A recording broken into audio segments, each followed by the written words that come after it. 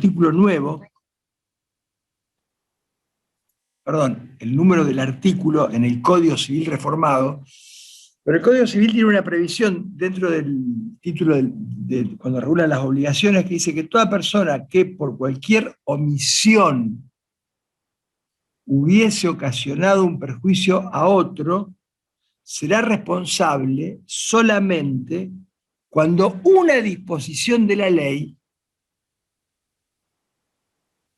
le impusiere la obligación de cumplir el hecho omitido. Fíjense, a cualquier evento a nivel del orden jurídico normativo, aunque sea una disposición extrapenal o no penal del derecho madre, fíjense que dice en materia civil, y el derecho penal es más restrictivo todavía, dice: toda persona que por cualquier omisión hubiese ocasionado un perjuicio a otro, será responsable solamente cuando una disposición de la ley, es decir, en el caso si fuera derecho penal un tipo penal, le impusiera la obligación de cumplir el hecho omitido. Después les digo el artículo a Sabrina para que se los mande a través de la página. Pero bueno, volviendo a la inconstitucionalidad de los delitos omisivos impropios no escritos, en dos de los proyectos de reforma integral, de los tres que hubo prácticamente en la historia argentina, fíjense, en el proyecto de reforma integral del Código Penal argentino del año 2006-2007, y en el proyecto de reforma integral al Código Penal argentino del año 2014, que reproduce la misma forma porque tomó como base el de 2006, expresamente se preveía en la parte especial una norma que decía: solo son punibles las acciones y omisiones expresamente previstas en la ley. O sea que claramente estos proyectos de reforma claramente no dejaban ninguna duda de que solo eran punibles las acciones y las omisiones previstas en la ley penal, o sea, tipificadas, con lo cual no dejaba ningún margen de duda respecto a la eventual construcción analógica de tipos omisivos impropios sobre la base de la estructura de un tipo activo.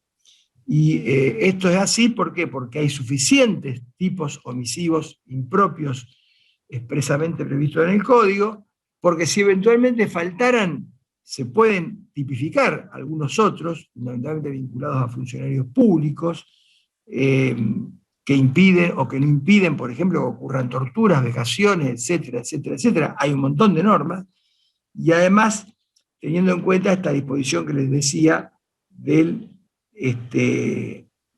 Código Civil.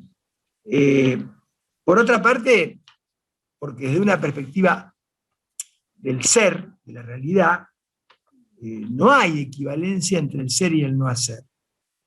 No hay una equivalencia real. Y generalmente no hay una equivalencia valorativa tampoco entre el ser y el no hacer. De modo que esta no equivalencia real, en alguna medida, también se debe vincular o trasladar a la legislación penal. Y además, un intento de revertir, digamos, o de convertir, o de transformar una norma prohibitiva, no matar, a una norma preceptiva, cuidarás la vida del otro, bueno, implica, como les decía al principio, generar una apertura ilimitada al proceso de criminalización. Fíjense que incluso, si ustedes piensan en la teoría de la imputación objetiva de manera cruda, la imputación objetiva en el esquema, por ejemplo, de Roxin, la teoría del hecho punible que él sostiene, él dice que en alguna medida el injusto es la creación de un riesgo prohibido, de un riesgo no permitido. Y entonces, si yo parto de esa base, parto de la base de que el contenido de injusto de una acción consiste en crear un riesgo prohibido, no hay ninguna duda que estoy en alguna medida habilitando a que yo pueda transformar esa norma prohibitiva, no matarás, por una norma preceptiva, no debes crear riesgo para la vida ajena. Y si yo asumo una posición de esta naturaleza, también es lógico que prácticamente no haya casi posibilidad de distinguir entre el dolo y la culpa, porque tanto crea riesgo para la vida ajena una acción dolosa, como también crea riesgo para la vida ajena una acción imprudente. Y esto, que no está en Roxin, pero que es la base de los desarrollos posteriores, llevó justamente a la idea de un dolo agotado en el puro conocimiento del peligro creado, con lo cual prácticamente se equiparó el delito doloso con el delito imprudente, por lo menos de culpa con representación. Entonces, tanto hay dolo en el delito originariamente doloso como en el delito de imprudencia con representación, porque en los dos casos yo estoy creando un riesgo y me estoy representando el riesgo creado. Como el dolo se recortó ahora al elemento de conocimiento, bueno, es irrelevante que yo haya querido el resultado como finalidad a que lo haya causado por una defectuosa programación de la causalidad. El dolo es, el injusto es crear un riesgo prohibido. Lo creo tanto manejando a 200 km por hora como agarrando el revólver. Y el dolo es representarme el peligro creado por la acción. Por lo tanto, hay dolo tanto en uno como en otro caso. Se amplía el ámbito del tipo doloso y se reduce el ámbito del tipo imprudente a la culpa inconsciente. Que además, vuelvo a repetir, la culpa inconsciente son tipos penales de dudosa constitucionalidad o validez constitucional. Es casi como un caso fortuito, o el equivalente, o está ahí en el límite. Pero además, no parece muy lógico afirmar que en un tipo doloso, de dolo directo, quien ha, digamos, querido el resultado, lo que ha hecho es introducir un riesgo no permitido o crear o aumentar un riesgo prohibido. Hasta parece que resiste desde la perspectiva del lenguaje y del razonamiento, ¿no? Pensemos en un delito económico de escala, pensemos en un delito económico, no sé, de fraude de subvenciones que produce un daño enorme. Pensemos en un delito económico de fuga de capitales que producen daños macroeconómicos que la gente no lo visualiza, pero que terminan impactando en toda la estructura económica de un país, lo cual se traduce después en política de ajuste, en falta de escuela, en falta de salud, en falta de políticas de trabajo, etc. Pensemos, peor aún, pensemos en un genocidio. Imagínense, desde la perspectiva de la imputación objetiva por creación de riesgo, yo tendría que decir que tirar una bomba en Hiroshima, como ocurrió en la Segunda Guerra Mundial, es crear un riesgo prohibido. El que tiró la bomba en Hiroshima, lo que hizo fue crear un riesgo no permitido. No, lo que hizo fue un desastre. Lo planificó, lo pensó, lo buscó y lo quiso y hizo un desastre, un hecatombe. Eso no es crear un riesgo. Y lo mismo desde la perspectiva de la teoría del mismo modo, y hablando del delito omisivo, en la perspectiva de la defraudación de los roles o de la asunción, ¿no es cierto?, de roles. Pero vamos ahora a la fuente de la obligación de actuar. Lo que me preguntaba, creo que era Juan, está bien, pero ¿quién define quién está obligado a actuar bajo tal o cual condición? ¿Hay una situación típica? Sí, perfecto, pero ¿por qué yo estoy obligado y digo que el delito de omisión impropia es un delito especial propio, perdón, un delito especial propio en el sentido de que me requiere una condición en el autor, porque requiere que el autor esté en una especial condición de garantizar la integridad del bien jurídico? ¿De dónde surge eso? Bueno, esta es la otra gran discusión, que además se genera precisamente porque tienen que apelar o acudir a estas teorías de las fuentes del deber de actuar porque quieren construir analógicamente un tipo omisivo sobre la base de un tipo activo. Porque si yo tengo el tipo de omisión impropia descrito y escrito en la ley, no tengo necesidad de esta discusión. Y esto genera un despelote de novela, porque también es, valga la redundancia, fuente de muchos problemas hermenéuticos. Pero hay dos grandes teorías de las cuales, digamos, yo digo, no hacer es lo mismo que hacer, perfecto, pero ¿en qué caso el no hacer es igual al hacer si no está escrito expresamente en la ley? Bueno, en los casos en que el no hacer no evite un resultado estando obligado a evitar el resultado. Pero escúchame, no está escrito el tipo en la ley. Entonces, ¿en qué caso yo estoy obligado a evitar un resultado? ¿En qué caso yo soy garante de impedir un resultado? Bueno, vamos, la doctrina que hace para cerrar su construcción dice, bueno, hay fuentes, digamos, formales de las cuales surge el deber de actuar. Aunque no esté escrito expresamente en la ley penal, hay quienes están obligados a impedir la muerte de otro. ¿Por qué? Porque esa obligación de garantizar la vida del otro, de no crear riesgo para la vida del otro, le surge de determinadas fuentes. Y aparece la teoría, fuentes formales, aparece la teoría de las fuentes formales de la posición de garante.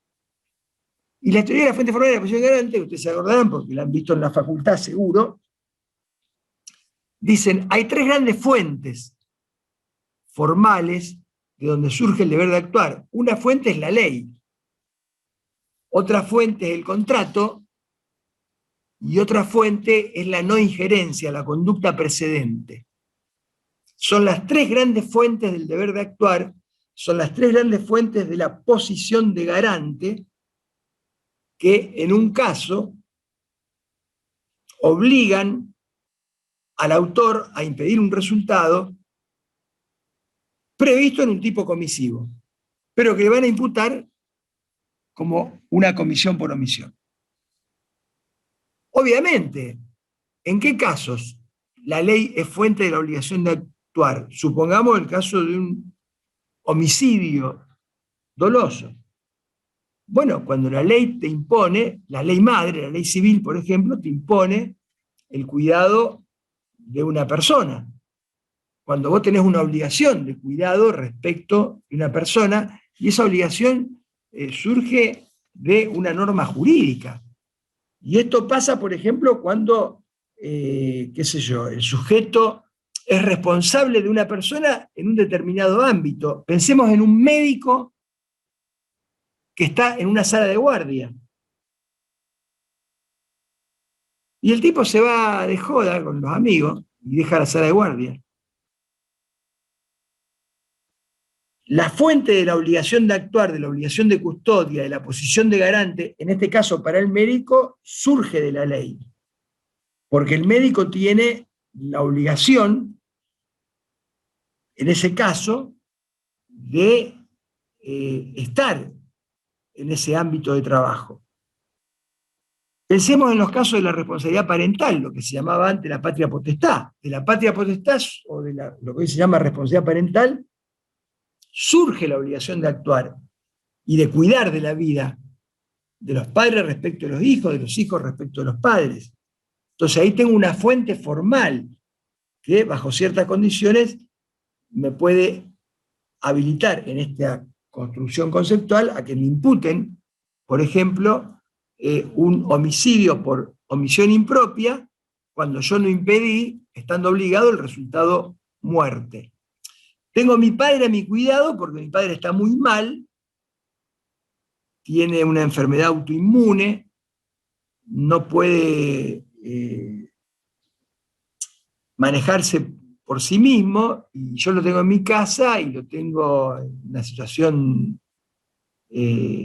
lamentable, y no le doy los auxilios y los recaudos que corresponden, y no le cambio las vendas, y no le doy la medicación, etcétera, etcétera.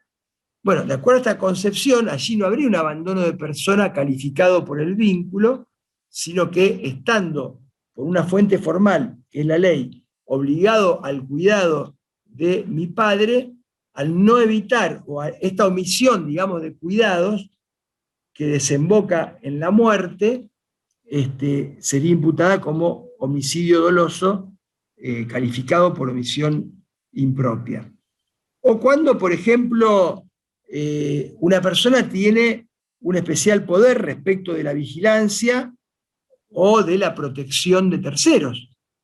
Acá hay muchos delitos de omisión impropia que están escritos, otros que faltan pero que se construyen, fundamentalmente en el ámbito de los funcionarios públicos.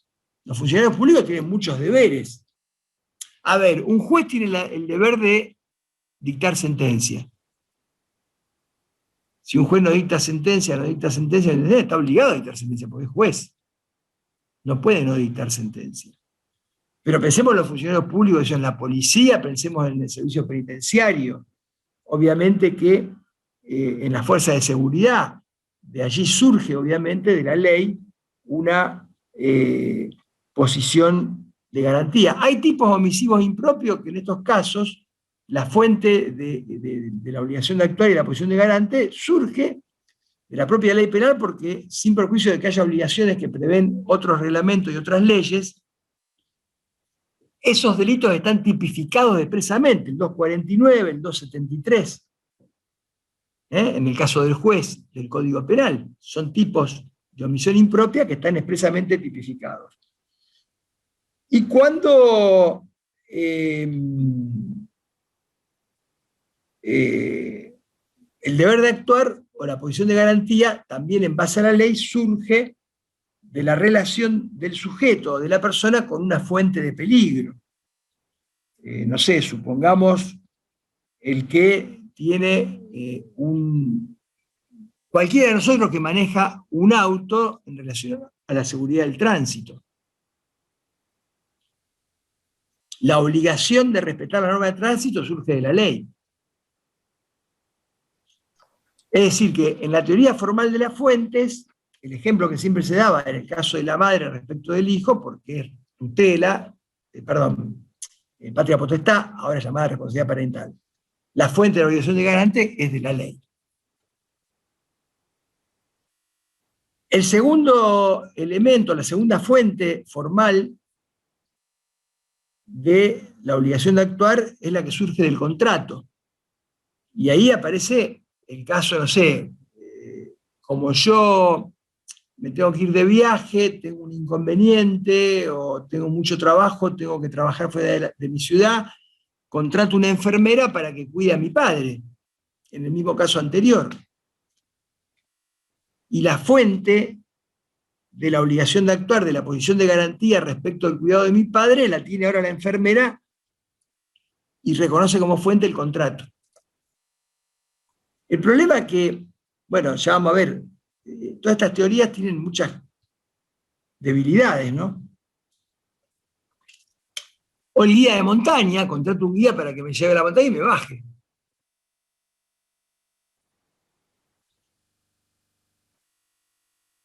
Y por último, como tercera fuente formal del deber de actuar, o de la posición de garante, aparece lo que se llama hoy la injerencia o la conducta precedente.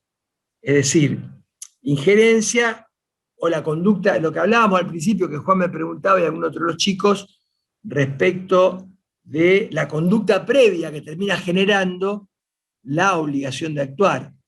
El que compra el perro, que después no alimenta. El guía que va a la montaña, el guía es un contrato. El que hace el pozo en la vereda y no lo recubre ni lo protege como para advertir a un peatón por la noche de esa fuente de peligro. Esa conducta precedente que es muy... A ver, con la ley, dentro de todo, salimos más o menos bien parados. Con el contrato como fuente del deber actual tenemos un problema, si el contrato es nulo, ¿qué pasa? Ya ahí se empieza a complicar. El Tribunal Supremo de Austria rechazó imputar por omisión impropia, porque lo habían denunciado y llevaron a juicio, el caso de un novio que no evitó el suicidio de la novia, porque no había fundamento, digamos, para sostener ese deber de evitación. Y en el caso de un contrato, si el contrato es nulo, es muy difícil sostener que hay una fuente formal. Y el contrato puede tener una nulidad por distintas razones. La conducta precedente está muy condicionada por el contexto también, por la situación, obviamente por la prueba. ¿Cuál es la conducta precedente? O sea, ¿en qué caso una conducta precedente me coloca a mí en posición de garantizar la integridad de bienes jurídicos? Bueno, el caso que les daba yo, el caso que se usó siempre como ejemplo, ¿no? El que rompe la vereda y... En el caso de la ley Sarmiento te surge de la ley la obligación, pero en el caso del que rompe la vereda es un caso claro de injerencia, de conducta precedente. Doctor, Sí, doctor, sí, te escucho. yo una vez imputé este hecho, yo soy fiscal, estuve de fiscal en San Javier, y con muchas dudas, pero bueno, no sé si será el caso, la verdad, porque estos tipos homicidios me generan muchísimas dudas. Era un caso de una pelea que hubo, una discusión entre dos hombres, uno lo hiere gravemente en un pie al otro y lo deja, bueno, está enojado obviamente, acaban de pelear, lo dejó y se fue. Este hombre no podía caminar y esta pelea se dio en un camino que es un camino rural, pero aparte iba un basural, o sea, no era un camino transitado porque no tenía viviendas en el trayecto, digamos. Lo dejó, era en horario nocturno y con un pie gravemente herido. Y yo imputé esa. ¿De qué te imputaste? Le imputé abandono de persona, además de las lesiones dolosas. Sí. Me pareció que fue más grave haberlo abandonado en la noche, que ciertamente corrió riesgo la vida de ese hombre. Tuvo la suerte que pasó en bicicleta, que no, de casualidad, 2 o 3 horas después, pero hubiera podido morir. Me pareció más grave que lo haya abandonado en el camino y justamente por esto de la conducta precedente. Y haberlo puesto en situación de... ¿Y le imputaste abandono? Sí. Sí, porque las lesiones dolosas no eran tan graves las lesiones como lo que había pasado después. Está bien, pero las lesiones lo incapacitaron o le impedían a él movilizarse. Claro. ¿Y qué opinan ustedes? No, los compañeros tuyos, Rosana. No sé. Yo, la verdad, que recién lo cuento por primera vez, o sea... no, está bien, pero por eso... Me hicieron lugar a la imputación esa, estuvo... Me gustaría saber si hay alguna otra opinión, pero daría la impresión de que... Para mí, por lo que cuenta la compañera, es correcta la imputación, porque él generó una incapacidad en otra persona y luego, habiendo generado esa incapacidad, la abandona, poniendo en riesgo su vida. Así que yo no creo que hubiera tanta discusión, más allá de que todo se puede discutir, pero en principio parece adecuada.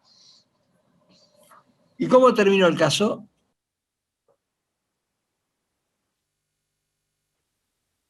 Ay, no la escucho. Perdón, me había desactivado el micrófono. Se cerró con un procedimiento abreviado donde se sostuvo esa calificación. Está bien. Fue el único caso que realmente lo pensé como para imputar en estas circunstancias. Pero estuvo bien. Penal. Sí, yo creo que estuvo bien.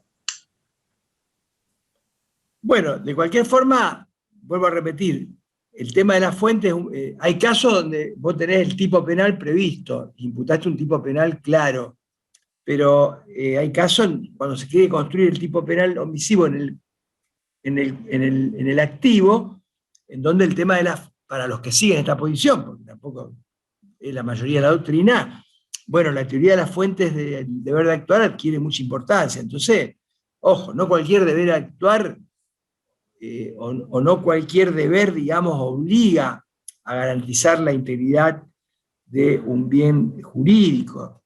Si, no sé, un tipo no le paga la deuda al acreedor y el acreedor se muere de tristeza o de infarto, no, ese deber de actuar, que es el pago de la deuda, no puede convertir, digamos, esa omisión en una imputación, obviamente. Supongamos que el deudor,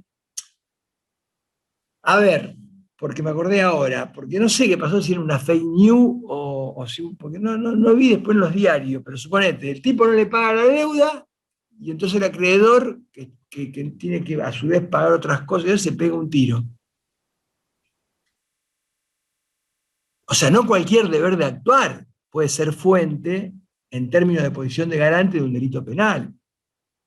Me hizo acordar a este muchacho que dicen que no pudo viajar de regreso de Miami y no sé si se cayó, se tiró de un balcón y se suicidó. Bueno, obviamente sería insensato, por eso digo, son construcciones conceptuales, cuando no están escritas en la ley, que en última instancia, como dijo alguien por allí, termina también, como dijo Juan, al igual que en los elementos valorativos y demás, es el juez el que va cerrando un poco la tipicidad, porque tiene que determinar si hay una fuente de posición de garante y si eventualmente, digamos, el deber que surge de esa fuente de posición de garante puede imputarse en términos de un delito penal. Frente a la teoría formal de las fuentes, es decir, la ley, el contrato, la conducta precedente, que fue la que históricamente se manejó en la doctrina argentina, más bien desde las posiciones funcionalistas, se ha reelaborado la teoría de las fuentes a partir de un criterio más funcional.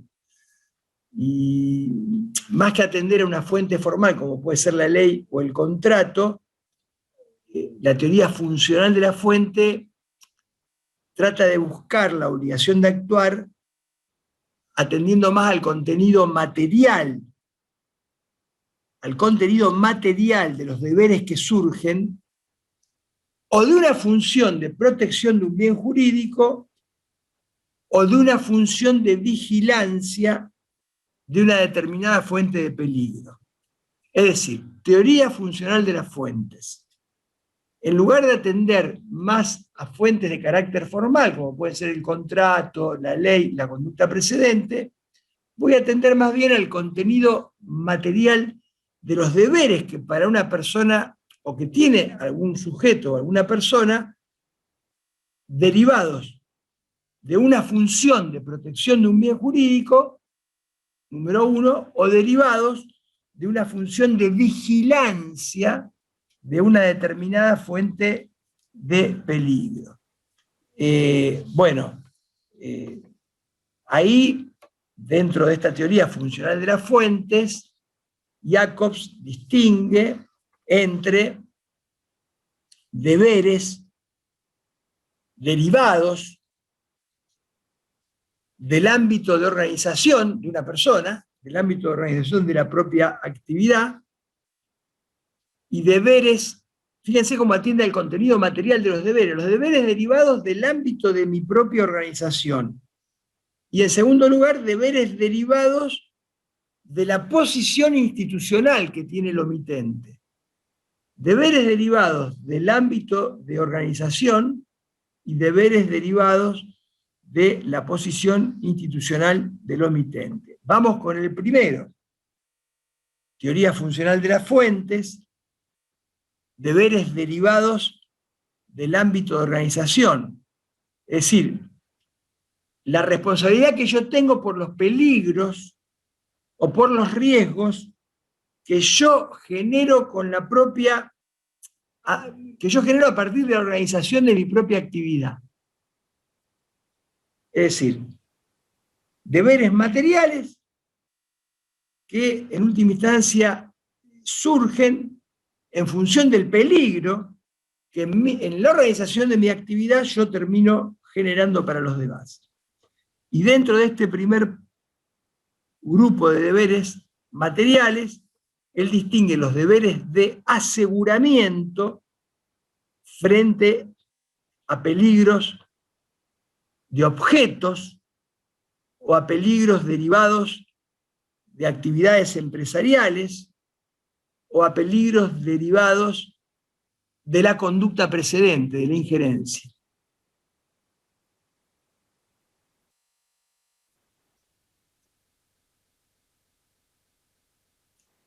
Y en segundo lugar, dentro de este mismo grupo de deberes derivados del ámbito de organización, los deberes de salvamento respecto de cursos causales peligrosos o de la obligación que uno tiene de impedir autolesiones.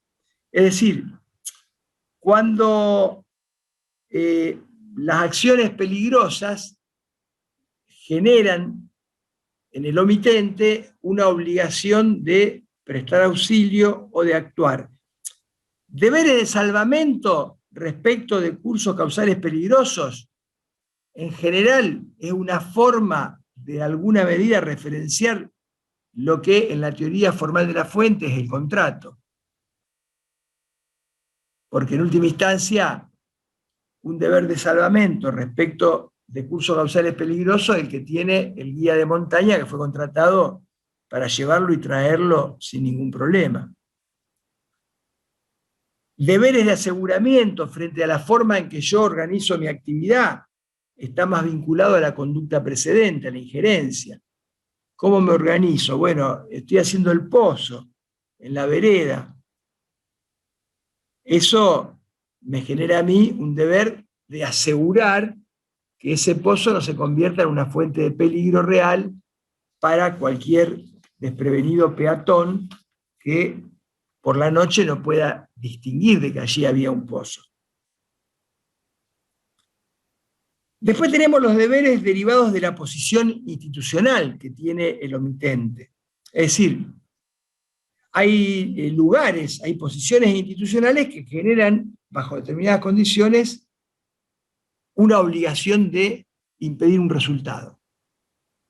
Posición institucional, bueno, la primera obviamente tiene que ver con los deberes derivados de la relación paterno-filial, los deberes derivados del matrimonio, de la tutela, de la curatela. Es decir, son deberes que surgen de la ley, en realidad, para la teoría formal, pero que él considera que son deberes que el sujeto tiene por la posición institucional en el marco de una relación con otra persona. O deberes, en segundo lugar, derivados de especiales relaciones de confianza. Este es el caso Ali, que después léanlo. Es una relación de concubinato, de matrimonio aparente, o una relación de confianza. Y dentro de la posición institucional, obviamente, ocupan un lugar central los deberes derivados de la actividad de funcionarios públicos. O sea, los funcionarios públicos tienen o tenemos, por nuestra propia posición institucional, más que por nuestro ámbito de organización, un cúmulo de deberes que nos obligan a impedir determinados resultados, a no hacer la vista gorda, a interferir determinados procesos causales para evitar resultados. Esta teoría funcional de la fuente es muy importante porque además en el esquema de Jacobs, ustedes saben que él prácticamente, al concebir el delito como una infracción de deber, y al generalizar la infracción de deber en la violación del deber de injerencia, de no injerencia en los derechos de otro, prácticamente lo que hace es romper toda distinción entre la acción y la omisión, y por eso en el modelo teórico del funcionalismo sistémico, radical, el modelo de injusto es el delito omisivo. Para un causalista el modelo de injusto era el delito doloso de comisión. Para un finalista lo mismo. Bueno, en este esquema el modelo es casi un modelo de delito omisivo. Esto respecto del tipo objetivo. Respecto del tipo subjetivo, bueno, obviamente la omisión dolosa requiere del dolo, al igual que en el tipo doloso activo, el dolo tiene un aspecto de conocimiento de los elementos del tipo objetivo y un aspecto de voluntad de realización de esos elementos. Por lo tanto, hay un aspecto de conocimiento y un aspecto de voluntad, que no todos reconocen. Hoy en día, para algunos incluso, basta con el mero conocimiento, y para otros incluso ni siquiera con el conocimiento, ¿no? Sino con la ignorancia deliberada. Pero veamos los dos aspectos que nosotros marcamos. El aspecto cognoscitivo del dolo en la omisión. ¿Qué requiere? ¿Cuáles son los elementos objetivos que deben estar abarcados por el conocimiento del dolo omisivo? Bueno, en primer lugar, el sujeto tiene que tener un conocimiento efectivo de la situación típica que genera el deber de actuar. Si hay un error sobre esa situación típica, va a jugar como error de tipo.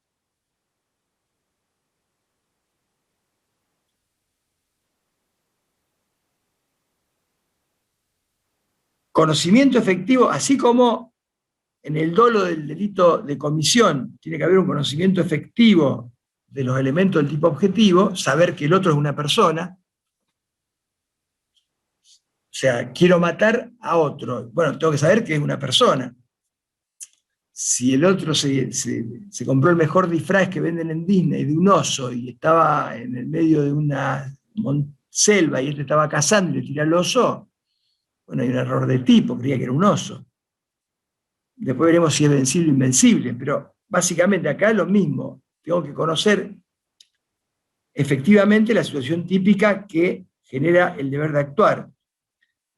Tengo que conocer a sí mismo, como elemento objetivo abarcado por el conocimiento del dolo, las circunstancias fácticas que fundamentan la posibilidad de actuar. Y también, en tercer lugar, el dolo debe abarcar cierta previsión del nexo de evitación. Es decir, tengo que tener un conocimiento en orden a que la no interferencia del curso causal va a terminar provocando el resultado. Esto es la previsión, digamos, del nexo de evitación, o la previsión de causalidad-evitación, o de la causalidad hipotética. Si no tengo un conocimiento de estos elementos, o cualquier error que pueda jugar sobre alguno de estos elementos va a jugar como un error de tipo. Y eventualmente, si el error es vencible, podrá dar lugar, si hay un tipo correspondiente, a una omisión imprudente. Y finalmente, en el caso de los delitos de omisión impropia, obviamente, tengo que conocer la situación como elemento cognoscitivo abarcado por el dolo, la situación o circunstancia que fundamenta o que fundan la posición de garante. Si yo no sé que soy el padre, hay un error de tipo. O sea, el tipo no sabía que era el padre, por lo tanto hay un error sobre la circunstancia que funda la posición de garante. Otra cosa es que yo no sepa, que soy el padre, pero no sepa que el padre tiene la obligación de alimentar, lo cual sería un error más vinculado al deber jurídico. Bueno, ese deber jurídico pertenece a la antijuridicidad. Ya vamos a ver. Y por lo tanto no va a dar lugar, si eventualmente lo hubiera, a un error de tipo. El error de tipo se da si yo no conozco la situación fáctica que fundamenta la posición de garantía. Y obviamente en el aspecto conativo, o sea, en el aspecto de voluntad, tengo que tener un dominio, ya no dominabilidad, porque la dominabilidad tiene que ver más bien con la tipicidad sistemática, pero acá tengo que tener en el dolo ya el dominio de la causalidad para poder obtener el fin. El dominio de la causalidad, que es conducir la causalidad, montarme sobre la causalidad, no interfiriendo, y hacerlo voluntariamente. Voluntariamente no interfiero esa causalidad para que finalmente el resultado se produce. Es decir, el resultado no es una consecuencia, en este caso, del azar, sino que el autor, montado sobre la representación de la causalidad, termina provocando el resultado. Él decide voluntariamente no interferir esa causalidad que termina desembocando en el resultado típico. Bueno, ya desde Bacigalupo, hace muchos años atrás, se sostuvo que el dolo de la omisión, antes de que vinieran estas estas teorías del dolo como puro conocimiento del peligro creado por la acción,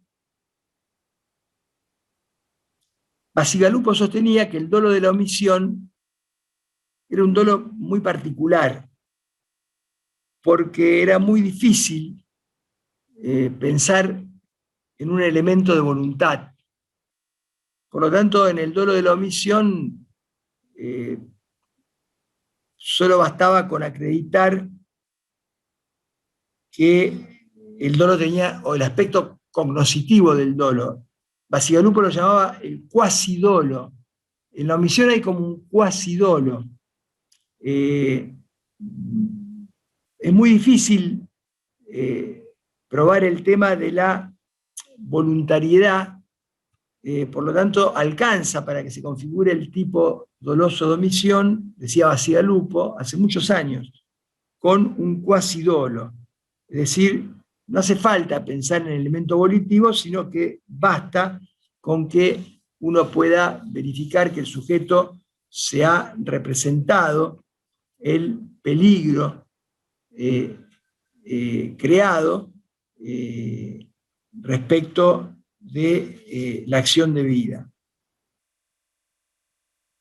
Y el error entonces va a jugar, cuando el error sea sobre uno de los elementos objetivos del tipo, ya sea el conocimiento efectivo sobre la situación típica, ya sea sobre las circunstancias que fundamentan el deber de actuar o la posición de garante. Bueno, en ese caso el falso o la falta de conocimiento sobre alguno de estos errores va a jugar como un error de tipo, porque son errores sobre elementos que hacen a la tipicidad objetiva. Ahora, en el caso de la omisión impropia, si el error ya no recae sobre la circunstancia fáctica que fundamenta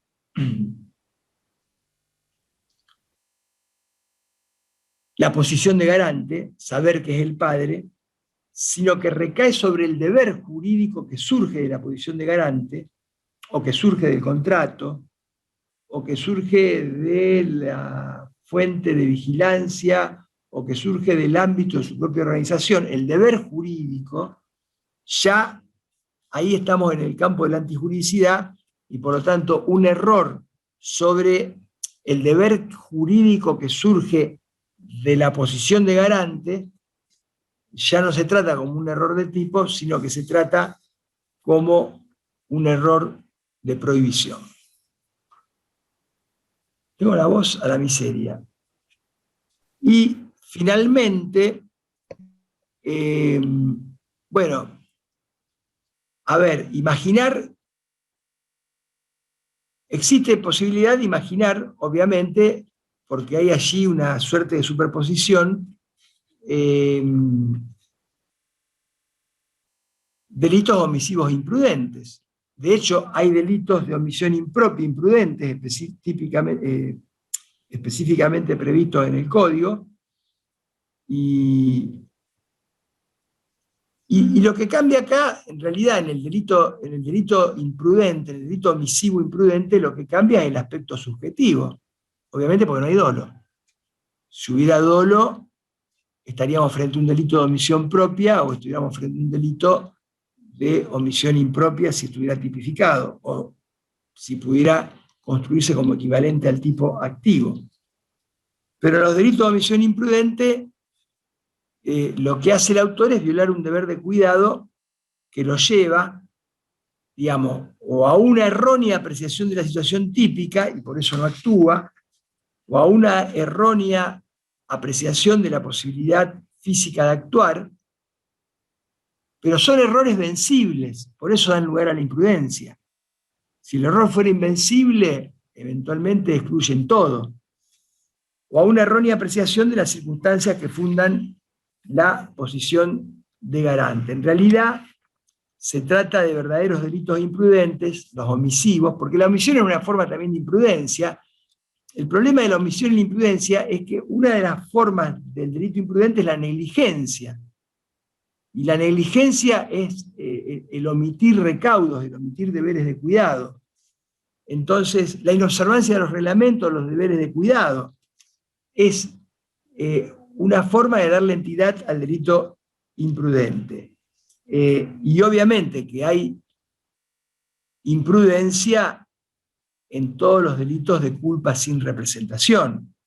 Los delitos de culpa sin representación son los delitos, los llamados delitos de olvido. El tipo que deja abierta tiene abierta la llave de gas de la casa, se olvida, y bueno, lo llama un amigo, lo invitan, van al cine, o se va con la mujer al cine, y bueno, ni siquiera se representa en la cabeza la situación de peligro que ya estaba generada, y se produce una explosión y produce algún resultado prohibido. Bueno, los delitos de olvido no hay ninguna duda de que son típicamente delitos omisivos imprudentes o delitos homicidios negligentes. Y con esto terminamos, bastante antes de lo que yo pensaba, pero la verdad que estoy muy cansado. Así que ahora sí podemos intercambiar cualquier pregunta que quieran hacer. Tenemos un tiempo. Daniel, sí. yo ya tengo una duda más que nada con respecto a lo que antes mencionaba, no sé si era Rosana, que era fiscal en un caso que le había tocado, porque en cuanto al abandono de persona, esta situación de que dice el que pusiera en peligro, ese peligro, ¿quién lo define? ¿Quién define cuando está en peligro o no está en peligro una persona y en base a qué? Y digo, también en el caso que ella contaba, se había dado como una suerte de una pelea en un lugar, entiendo yo que desamparado, pero no es que la pelea se llevó en otro lugar y el sujeto lo trajo y lo dejó abandonado a su suerte. Fue una casualidad que el hecho se haya justo provocado en ese lugar. No es que él lo colocó en ese lugar. No sé si yo lo interpreto bien al tipo penal o si... O sea, es medio raro. No sé si me explico. ¿Por qué es raro para vos? Porque entiendo que merece interpretaciones el hecho de hablar de peligro. A lo mejor para mí, para el mismo sujeto, no estaba en situación de peligro, ni mucho menos, porque a dos, tres calles había algún vecino o alguien que lo pudiese socorrer. Es como que queda muy... Sí, pero el 108 pareciera abarcarlo a la situación, porque está bien, dicen el que hubiera encontrado perdido o desamparado a un menor de 10 años, o a una persona herida. No es el caso, porque no encontró una persona herida, sino que la herida fue producto de una pelea. Yo entiendo que el 106, por eso. Pero en el 106, Sí, pero en el 106, que pusiera en peligro la vida o la salud Yo de otros. creo lo que plantea Juan se ve reflejado por ejemplo, en el artículo 94 bis, que refiere a las lesiones o omisiones culposas por conducción negligente, que dice que agrava el delito cuando se diera la fuga o no intentare siempre que no concurran las circunstancias del 106, que es justamente abandono de personas. Entonces, una duda que me acuerdo surgía en la doctrina era qué pasaba si el accidente ocurría en un lugar transitado, repleto de personas, y el sujeto luego se daba la fuga. ¿Dónde estaba en ese caso la puesta en peligro? ¿Por qué se agravaba por la fuga? Si en definitiva no se lo abandonaba a su suerte, ni se podía aplicar el artículo 106. Creo que depende un poco del caso concreto, si el sujeto después de la conducta que debía interferir corría o no más peligro. bueno, Pero hay bueno. una duda que depende de la evaluación que se haga, pero ¿qué artículo dijiste vos, Juan? El 94 bis.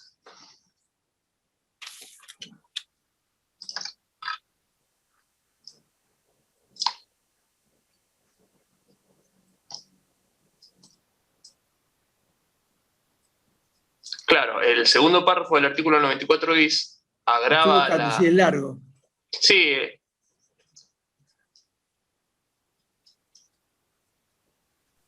Claro, entiendo. O sea que sería más agravante la situación de uno que se encontrara con un poblado cerca que uno que no. O sea, estamos tomando resoluciones claro, o sea, distintas. el artículo 94 bis agrava la Sí, pena en fíjate, caso de... y tiene pena de 2 a 4 años, y el abandono, claro, Claro, además es difícil determinar cuándo es abandono y cuándo no, según el artículo, porque agrava cuando el conductor se da la fuga. O no intentar socorrer a la víctima siempre y cuando no incurriera en la conducta prevista en el artículo 106. Entonces, cuando ese accidente se produce en un lugar poblado, ¿dónde estaría ahí el agravamiento por darse a la fuga? De todas maneras, yo entiendo no, igual. a lo mejor Estoy si haciendo. si se diera en un lugar probado, ahí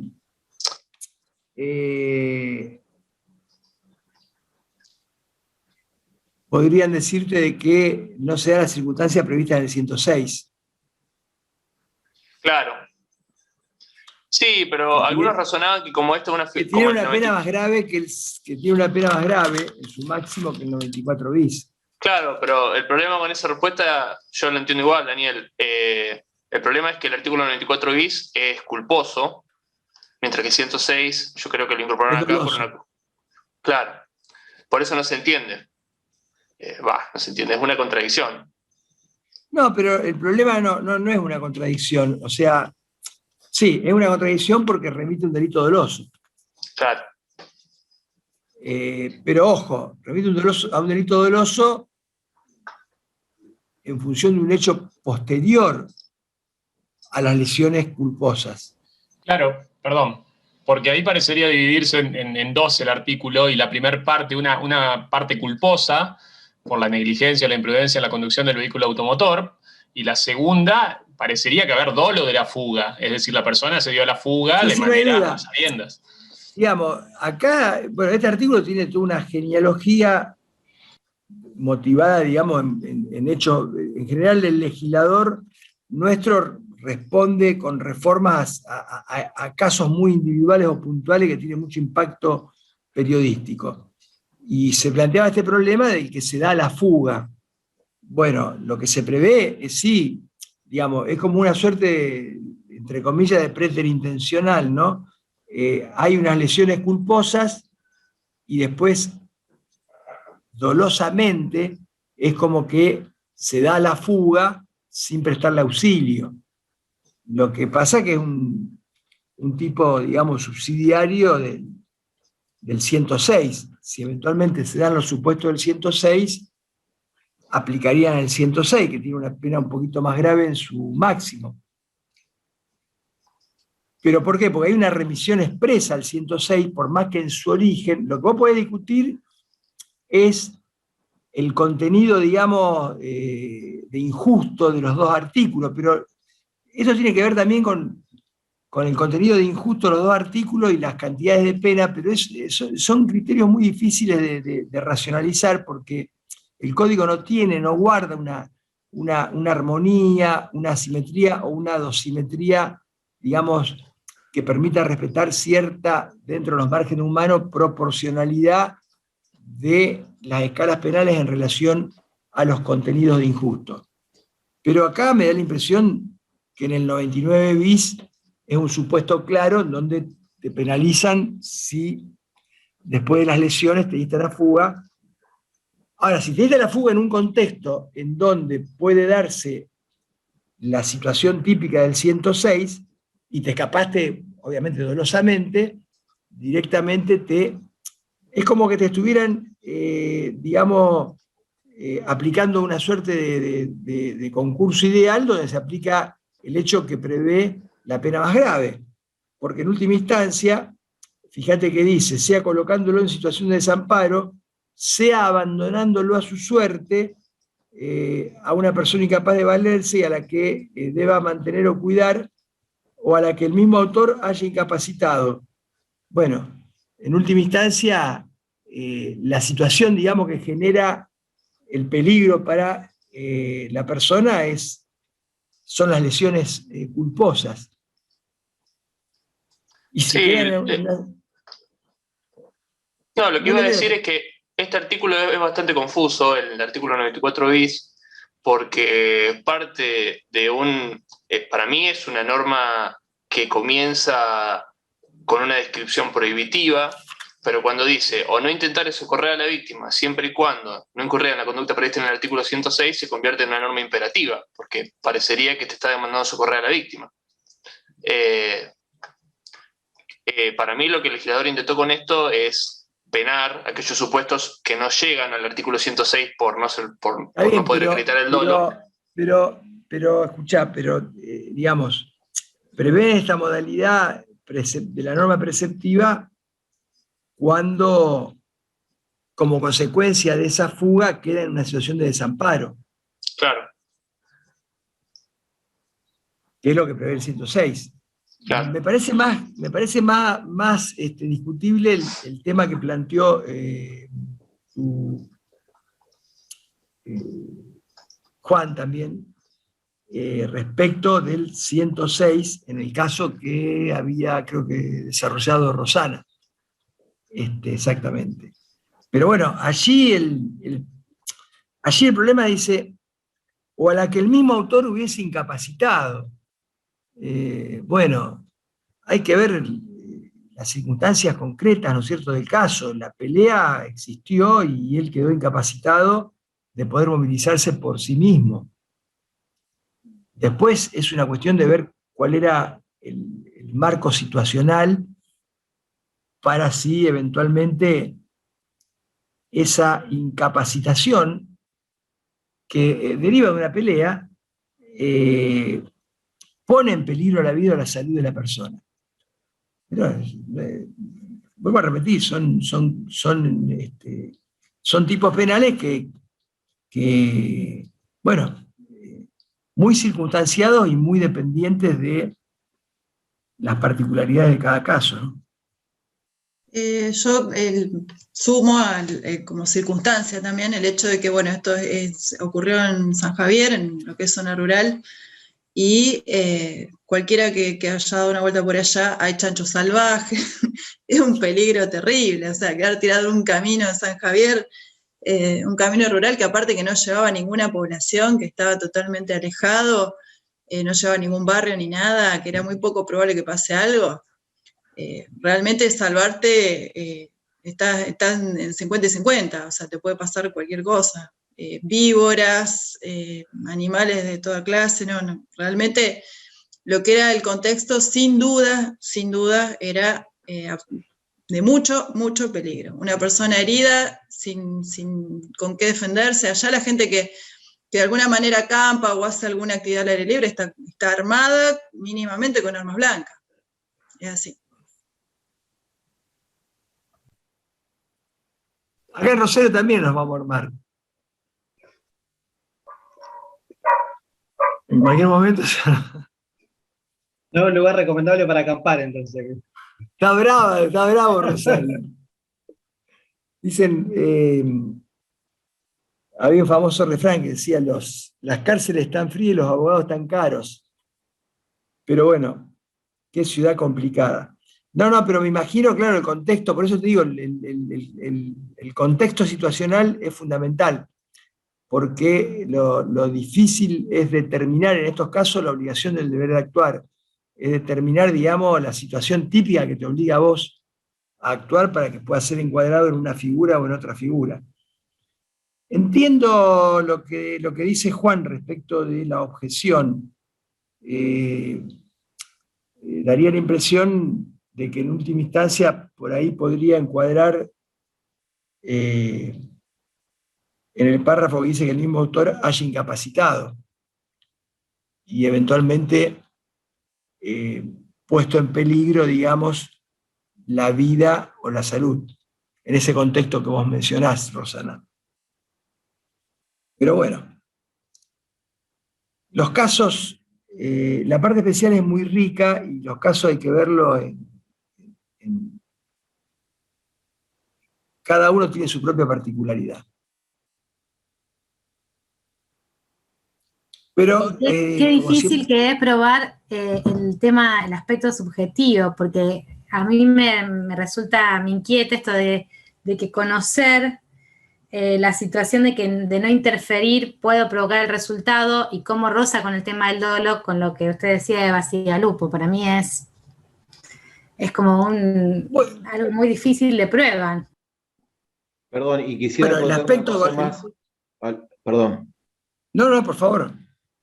Acotar a lo que decía la compañera y reiterando lo que le decía al principio, lo difícil de probar, y usted hablaba de que se agrandaba el indubio pro reo, me parece que no, que es al revés, digamos, que es muy difícil llegar a una situación de prueba para poder, como desde el lado de la acusación se lo diría, imagínese un juez de primera instancia nomás que hoy, digamos, requiere extremar, por ejemplo, los delitos como portación de arma de fuego.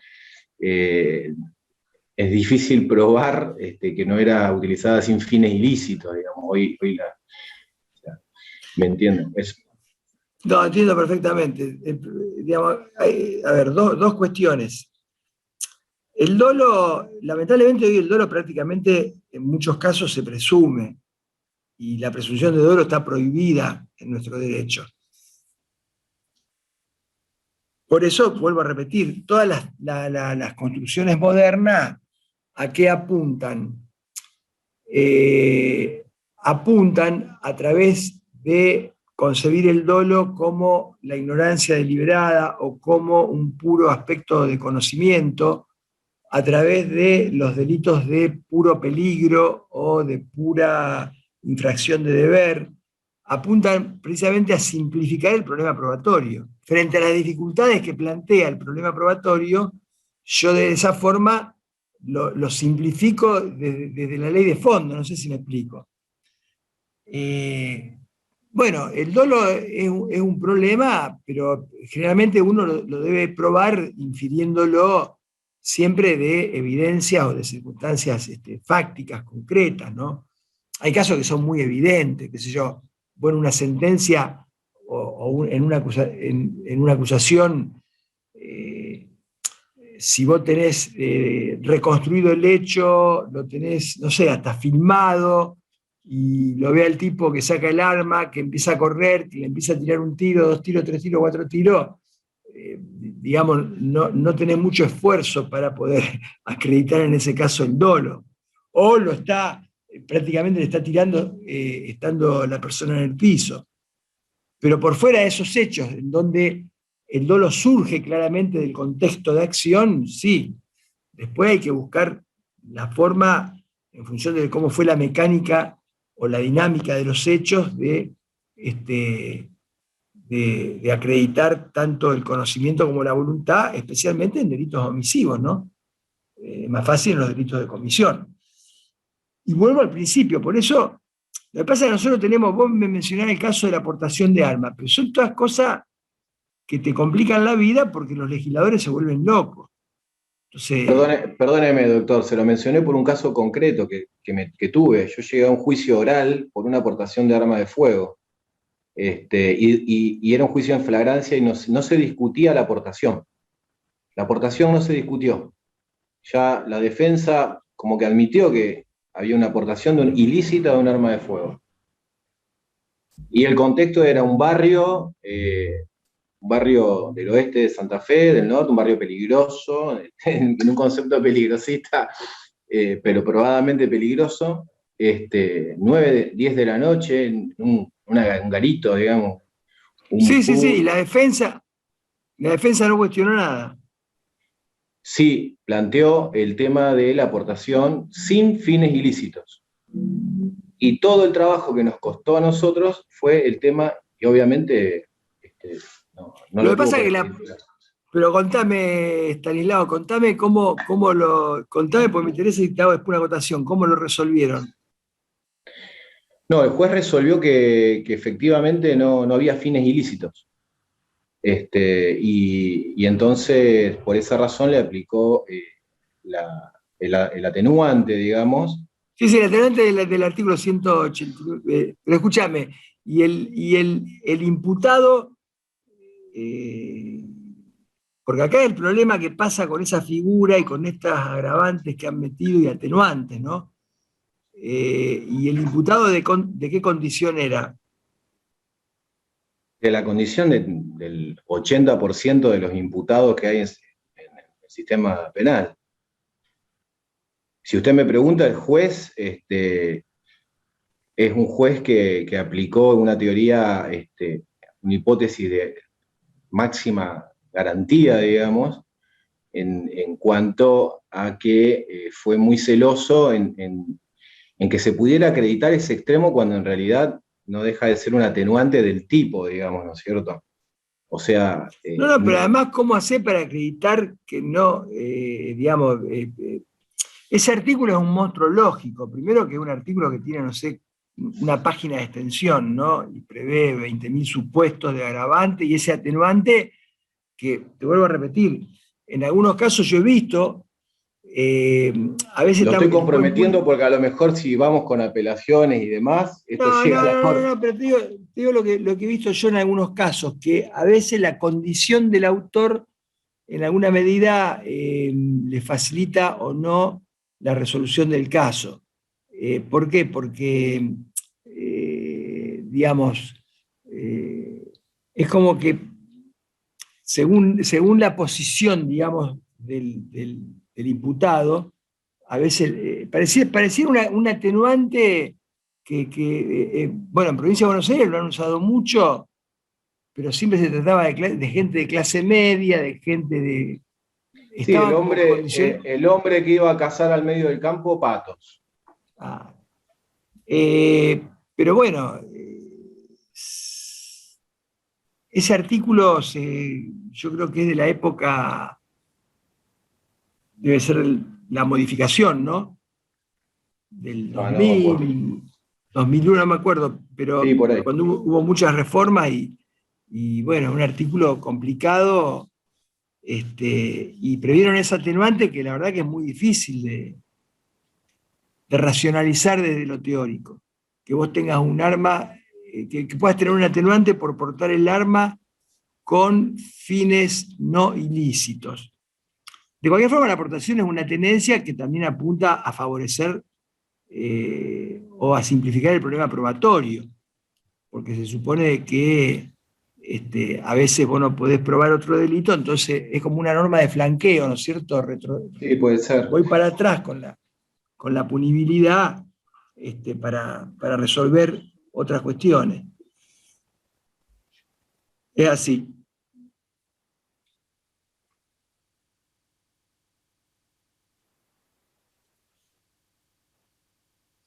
Bueno, si quieren terminamos ahora o preguntan o comentan algún caso. Si no hay otra pregunta, si alguien quiere poner en el chat.